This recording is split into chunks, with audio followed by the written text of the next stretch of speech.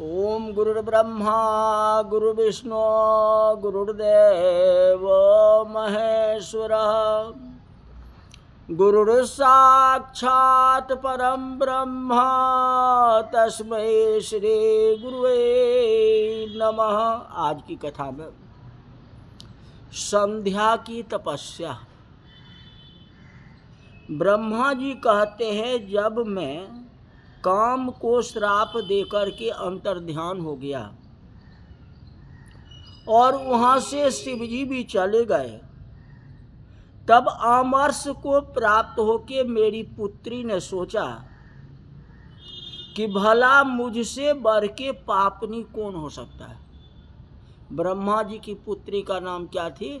संध्या। और संध्या पर ब्रह्मा जी भी मोहित हो गए थे। वही बात है। तो ब्रह्मा जी तो शिव जी से माफी मांग लिए कि मेरे से गलत हुआ। शंकर भगवान ने डांट फटकार लगाए, फिर ब्रह्मा जी को माफ कर दिए। ये संध्या को तो पाप लग गया, क्योंकि संध्या भी तो ब्रह्मा जी को देख रहे थे या और देवताओं को देख रहे थे। संध्या का जी मेरे को भी तो पाप लग गई, क्योंकि पिता और भाई को काम की इच्छा से मैंने देखा। अतः इसका प्रायश्चित मैं स्वयं करूंगी। और संध्या ने कठिन तपस्या की और तपस्या से बहुत कुछ पाया। विचार करके संध्या चंद्रभागा नदी के तट पर स्थित होकर के चंद्रभागा पर्वत के ऊपर चली गई और वशिष्ठ जी से ज्ञान प्राप्त किया। वशिष्ठ जी ने जिस मंत्र का जाप बताया, उस मंत्र का जाप संध्या ने की। वशिष्ठ जी बोले, तुम ओम नमः शंकराय नमः इस मंत्र का जाप करो, इससे तुम्हें जो है प्रायश्चित हो जाएगी। और संध्या ऐसा ही किया। ओम शंकराय नमः मंत्र का जाप की। वशिष्ठ जी के जाने के बाद संध्या ऐसी तप में लीन हो गई, शिव जी में चित्त लगाए उसको 4 युग बीत गया। संध्या ऐसी तपस्या कीजिए, तपस्या करते करते 4 युग व्यतीत हो।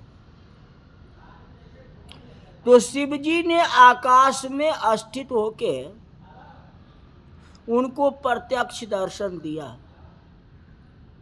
संध्या ने मुग्ध होकर के आश्चर्य से नेत्र बंद कर लिए।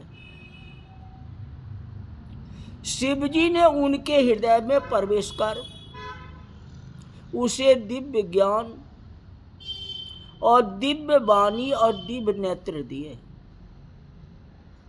वह प्रसन्न होकर शिव जी की स्तुति करने लगी।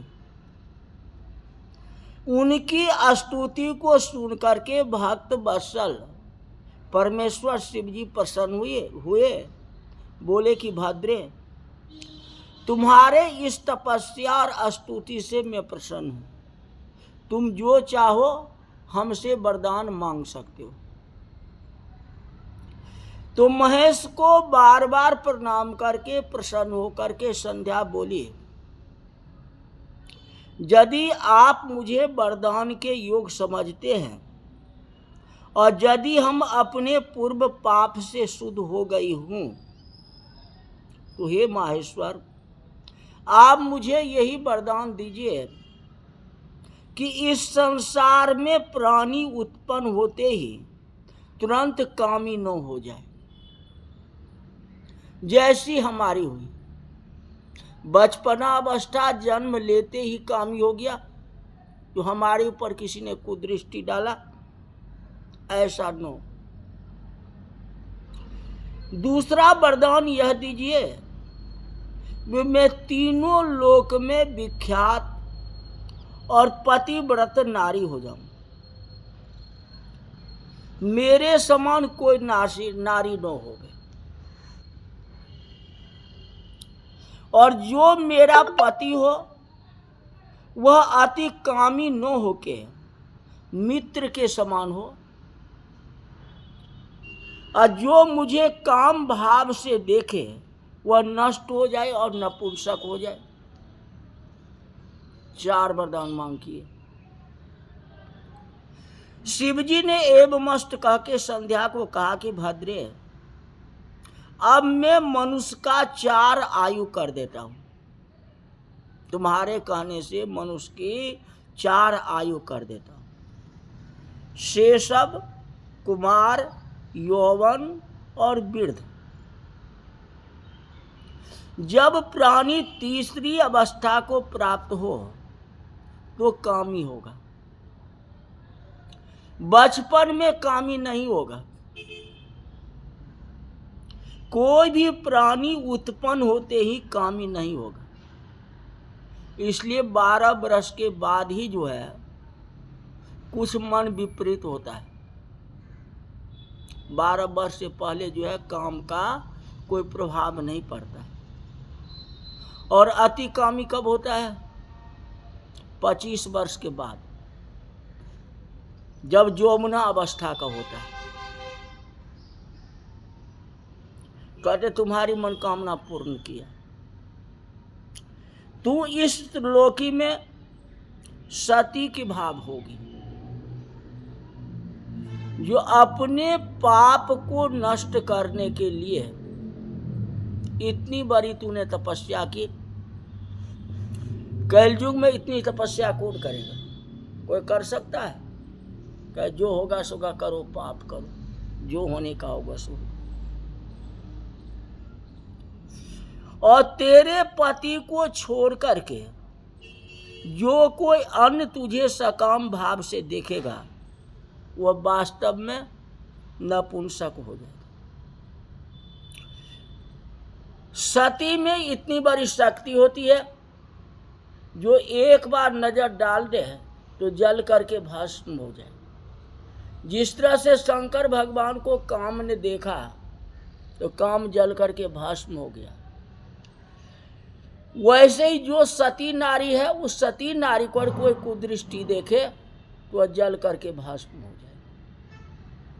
लेकिन सती नारी आज के समय में है कहाँ? ऐसी अगर सती नारी मिल जाए तो फिर बात क्या? कहते तेरा पति भाग्यशाली होगा और तेरा पति 7 कल्प तक जीने वाला है। 1 कल्प नहीं, 7 कल्प तक। और तेरा अग्नि में जल के शरीर त्यागना निश्चित है। जिस दिन तुम्हारी इच्छा होगी उस दिन तुम अपने आप अग्नि में जल करके भस्म हो जाओगे। तुम्हें मृत्यु पर विजय प्राप्त है। मृत्यु होगी नहीं, जब तुम्हारी इच्छा होगी तब। यह देख मेघातिथि 12 वर्ष में एक यज्ञ कर रहे हैं। तुम उसी जलती हुई अग्नि में शीघ्र ही प्रवेश कर जा अभी, और अग्नि में प्रवेश करने से तुम्हारा दिव्य शरीर हो जाएगा। क्योंकि अभी शरीर ये तुम्हारी है सो पापी शरीर है, क्योंकि इस शरीर से तूने पाप किया। तो पाप रूपी जो ये पंच भौतिक शरीर है, इस शरीर को तुम त्याग कर दो, यज्ञ में जल करके भस्म हो जाओ। और उसके बाद जो शरीर मिलेगा तो जैसा तुम्हारी स्वामी चाहिए वैसा स्वामी तुमको मिलेगा। इसीलिए अभी तुम इस शरीर को गिरा दो। जब तू 4 युग के बाद सतयुग व्यतीत होने लगेगा तो पुनः घोर तपस्या करेगी। तो त्रेता के प्रथम भाग में दक्ष की कन्या होकर के यथा योग विवाही जाएगी। ऐसा कहते हुए देवी शंकर जी अंतर ध्यान हो गए। ब्रह्मा जी कहते कि नारद जी, संध्या वहां से उठ करके मेघातिथि के जग में पहुंची, परंतु वहां उसे किसी ने नहीं देखा।